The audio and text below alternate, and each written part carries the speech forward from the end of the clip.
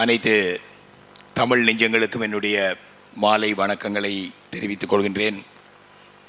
மிக முக்கியமான உலகத் தமிழ் பிரபலங்களினுடைய இழப்புகளை மனதிலே சோர்வோடு தாங்கிக் கொண்டு அவர்கள் இந்த கலையுலகத்திற்கும் தமிழுலகத்திற்கும் தந்த அரும் பணிகளை விதந்துரைக்கின்ற இந்த நினைவு நிகழ்விலே கலந்து கொள்வதில் பெரு மகிழ்வு. நிகழ்வில் பேச கிடைத்த அவர்களை பற்றி ஒரு சில வார்த்தைகளை சிலாகிக்க கிடைத்த இந்த தருணம் என்னை மகிழ்வடைய வைத்திருக்கிறது. அவர்களுடைய இழப்பு அல்ல, இழப்புக்கு அப்பாலே வாழ்கின்ற மனிதர்களினுடைய வாசல்களுக்கு ஒளியாக அவர்களுடைய கலைப்படைப்பு சங்கமித்திருக்கின்றது என்ற அடிப்படையிலே எனக்கு இந்த மூன்று பிரபலங்களையும் திரைத்துறை சார்பாக அதனுடைய சுவைஞன் அல்லது ரசிகன் என்ற அடிப்படையில் எனக்கு தெரியும். ஆனால் நான் சிறுவயது முதலே திரைத்துறையை பெருவாரியாக கொண்டாடி வளர்ந்த ஒரு பிள்ளை அல்ல.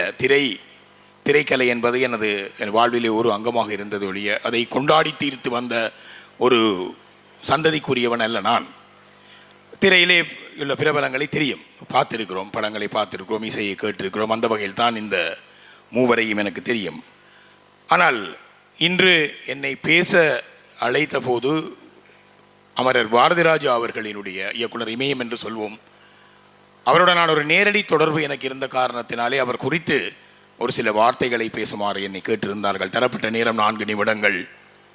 40 வருடத்துக்கு மேலாக இமயமாக நிற்கக்கூடிய ஒரு மனிதனை 4 நிமிடத்திலே நான் விதந்துரைப்பது மிக கடினமான விடயம். ஆனாலும் அவரை 4 தடவைகள் லண்டனுக்கு வந்திருந்த பொழுது நான் சந்தித்திருந்தேன். அந்த அனுபவத்துக்குள் இருந்து அவர் குறித்து என்னுடைய மனப்பதிவை பகிர்ந்து கொள்வது இந்த இடத்திலே மிக பொருத்தமானது என்று நான் நம்புகின்றேன். அவரை நினைக்கின்ற பொழுதெல்லாம் எனக்கு ஒரு விடயம்தான் உடனடியாக ஞாபகத்துக்கு வரும். இந்த ராஜாக்களின் சிம்மாசனம் மரக்கதிரைகளால் உருவானது அல்ல. ராஜாக்களின் சிம்மாசனம் மரக்கதிரைகளால் உருவானது. மக்களினுடைய மனங்களில் சிம்மாசனம் போட்டு அமர்கின்ற ஒரு மனிதன் காலம் கடந்தும் வாழ்கின்றான். அப்படித்தான் நான் இயக்குனர் இமயம் பாரதிராஜா அவர்களை பற்றி நான் உள்வாங்கி இருக்கின்றேன். அவர் குறித்து அவர் திரையிலே சாதித்த சிம்மாசனங்களை பற்றி, இமயத்தை பற்றி, விஸ்வரூபங்களை பற்றி பலர் பேசியிருக்கிறார்கள். அரசியலுக்கு அவர் ஆற்றிய பங்கு பற்றி பலர் பேசியிருப்பார்கள். ஈழத்தமிழர்களினுடைய அரசியல் விடுதலை தொடர்பாக அவருடைய ஈடுபாடு குறித்து பலர் சிலாகித்திருக்கிறார்கள்.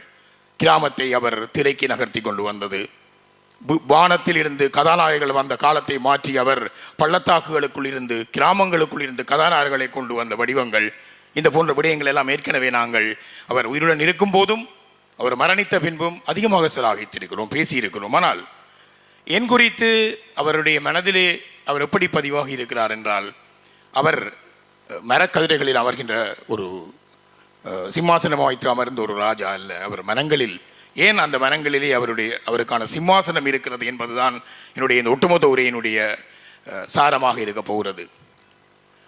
பாரதிராஜா அவர்கள் பல நான் இந்த தொலைக்காட்சியிலே நீண்ட நாட்களாக பணியாற்றிய காரணத்தினாலே, தீபம் தொலைக்காட்சி, பின்னர் ஐபிசி போன்ற தொலைக்காட்சிகளிலே பணியாற்றினாலே நிறைய தென்னிந்திய பிரபலங்கள் இங்கே வருகின்ற பொழுது அவர்களை சந்திக்கின்ற வாய்ப்பு இருக்கும்.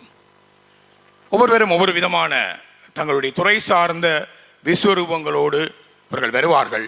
அவர்களை அணுகுகின்ற மக்கள் கூட அந்த விஸ்வரூபங்களுக்கு தாங்கள் எப்படி ஆட்பட்டவர்கள் என்ற அடிப்படையில் அவர்கள் அணுகுவார்கள். ஆனால் இந்த பிரபலங்கள் தங்களை நெருங்க முடியாத ஒரு சூழலை, ஒரு சுழல் வட்டத்தை தங்களை சுற்றி வைத்திருப்பதாக பெரிதும் நான் நம்புவதுண்டு. அப்படியான ஒரு சுழல் வட்டத்துக்குரியவராகத்தான் பாரதிராஜா அவர்களை நான் நேரை சந்திக்கின்ற பொழுதும் அந்த வட்டத்திற்குள் நான் செல்ல வேண்டுமா செல்லக்கூடாதா என்று பலவாறு யோசித்து கொண்டிருந்தேன். என்னிடம் இருக்கக்கூடிய ஒரு பலமோ பலவீனமோ தெரியாது. நான் மிக இலகுவில் நபர்களுடன் மிக நெருக்கமாக பழகுவது குறைவு. ஆனால் எவ்வளவு கால தாமதம் எடுத்து நான் பழகுகின்றேனோ அவ்வளவு கால தாமதம் எடுக்கும் அவர்களிடம் விலகுவதற்கு. சிலர் தெரியும், சுண்டு முதல் நண்பராவார்கள், சுண்டுவதற்கு முதல் அதிலிருந்து விலகி விடுவார்கள். பாரதிராஜா சார் அவர்களை நான் சந்தித்த பொழுது அப்படி ஒரு பிம்பம், ஏற்கனவே திரைத்துறை சார்ந்து கட்டவிழ்த்தப்பட்ட பிம்பம் என்னை மிக நெருங்க விடாமல் தடுத்திருந்தது. அவருடன் ஒரு நேர்காணல் ஒன்று நிகழ்த்தியிருந்தேன். அந்த நேர்காணலுக்கு பின்பும் கூட அந்த வட்டத்துக்குள் என்னால் நுகர்வதற்கு எனக்கும் ஒரு தடங்கள் இருந்தது. ஆனால் அவருடன் நான் ஒரு நாடகம் ஒன்றை அவர் வந்திருந்த, நான் நினைக்கிறேன் பிரித்தானிய தமிழர் பேரவையினுடைய அரசியல் நிகழ்ச்சி ஒன்றுக்கு அவர் வந்திருந்தார். அங்கே அந்த நாடகத்தை மேடையேற்றினதன் பின்னர் அந்த கட்டுக்களை அவரே உடைத்து கொண்டு மிக லாபகமாக, மிக எளிமையாக, நான் அங்கே வந்திருந்தவர்களிடம் பார்த்திருந்தேன். பாரதராஜா அவர்கள் நிழல் படம் எடுத்துக்கொண்ட பொழுது அவர் ஒரு பெரும் விருட்சத்துக்குரியவராக, அந்த பிரபலத்தினுடைய கோட்டையை தகர்க்க முடியாத ஒரு வட்டத்துக்குள் நிற்பவராக அவர் காட்சியளித்திருக்கவில்லை. மிக லாபகமாக வருவரை எல்லாம் தோளின் மேல் கை போட்டு அணைத்து, தன்னுடன் இணைத்து, தன்னுடைய மார்போடு அணைத்து நிழல் படம் எடுத்து கொண்டிருந்த மனிதர்களை அவருக்கு முதல் நான் எந்த திரைப்பிரபலங்களையும் சந்தித்திருக்கவில்லை. அவ்வளவுக்கு மிக எளிமையான ஒரு மனிதனாக இருந்தார். அதைவிட ஈழத்தமிழ் சமூகம் பெருவலிகளால் நிறைந்து, பெரும் போர்களால் பாதிக்கப்பட்டு, தங்களுடைய சொல்ல முடியாத துன்பங்களோடு வாழ்கின்ற பொழுது ஒரு அரசியல் ஒத்தனம் கொடுப்பவராக அவருடைய உரைகள் அமர்ந்திருக்கின்றன. அவர் பல இடங்களிலும் பேசியிருக்கின்றார். அதற்காக வாழத் தொடங்கி இருந்தார். அது ஈழத்தமிழர்களுடைய வலிகளுக்கு ஒரு ஒத்தனம் கொடுப்பதை போல இருந்தது என்பது அவரிடம் நான் காதல் கொள்வதற்கு இன்னும் ஒரு காரணமாக இருந்தது. மூன்றாவது, எங்கள் தலைவனுக்கு ஒரு பெரும் கனவிருந்தது. அந்த கனவினுடைய நிஜமாக்கல் தொடர்பாக தமிழகத்தினுடைய திரைப்பிலவரங்களை விரல் விட்டு எண்ணக்கூடிய ஒரு சிலரை அவர் சந்தித்திருக்கின்றார். தன்னுடைய கனவுகள் குறித்து விவரித்திருக்கிறார். எங்களுடைய பெருவலிகளை தாங்கி ஈழத்தமிழ் சமூகம் தூக்க முடியாமல் தூக்கி வைத்திருக்கக்கூடிய இந்த வலிகளை உலகத்திற்கு சொல்லிக் கொள்வதற்கு இந்த திரை என்கின்ற மிக பெரும் ஊடகத்தை எங்களுக்காக வளைத்து தரும்படியாக அந்த கனவு இருந்தது.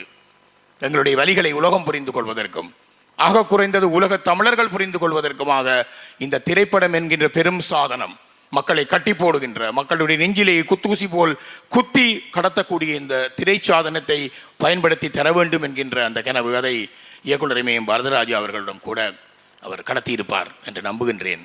அதற்காக முனைப்புகள் பாரதராஜா அவர்கள் எடுத்திருந்தார் என்பது எனக்கு அரசல் புரசலாக தெரியும். ஆனால் அது சரியான வகையிலே நிறைவேற்றியிருக்க முடியவில்லை. எங்கள் மத்தியில் ஒரு பெரும் விமர்சனம் இருக்கிறது. எங்களுடைய கதைகளை நாங்கள் தான் சொல்ல முடியும், எங்களை தாண்டி தமிழகத்தில் இருக்கக்கூடிய திரைப்பிலவரங்களால் அதை அந்த அளவுக்கு சரியாக புரிந்து கொள்ள முடியாது என்ற விமர்சனங்கள் இருந்தாலும் கூட, ஒரு ஈழத்தமிழர்களுடைய பிரச்சனையை ஒரு ஈழத்தமிழ் குடிமகனாக இருந்து பார்ப்பதை எங்களுடைய தலைவருடைய கனவாக இருந்திருக்கவில்லை. ஈழத்துக்கு வெளியே இருக்கக்கூடிய மனிதர்களால் இந்த யுத்தத்தின் அவலங்களுக்குள் வாழ்ந்த மக்களினுடைய பார்வை குறித்த ஒரு படைப்பு வெளிவர வேண்டும் என்பதுதான் அந்த அவாவாக இருந்தது.